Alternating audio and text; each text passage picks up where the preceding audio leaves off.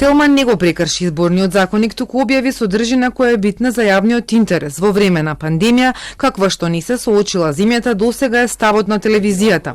Изјавата на министерот за здравство Венко Филипче, која за АВМУ е спорна, воопшто не е во насока на отворено или прикриено промовирање на нечија изборна кампања. Напротив, целта на новинарскиот прилог е информирање за сериозноста на ситуацијата, за големиот број на новозаразени случаи, информирање за отворање на нови здравствени центри за COVID-19 за справување со пандемијата, кластерите и борбата да се спречи одредени градови да прераснат во нови жаришта.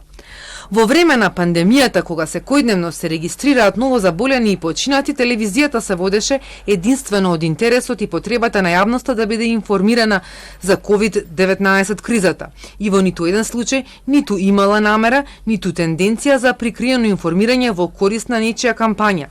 Или според критериумите на Агенцијата за аудио и аудиовизуелни медиумски услуги, пласирање на паранастан или паравест, потенцираат од Телма. Телма е свесна за одредбите на изборниот законник од член 76б став 3, според кој меѓу другото прекршување на изборниот молк ќе се смета доколку медиумите објават информации, аудиовизуелни материјали од учесници на изборите или било какви облици на медиумско известување кои се отворено или прикриено во функција на нечија изборна кампања и можат да влијаат врз одлуката на избирачите. Но велат, целта на прилогот воопшто не е таа. Според надлежните, вториот бран на COVID-19 е во ек, а здравството веќе се подготвува за нов наплив на пациенти на есен.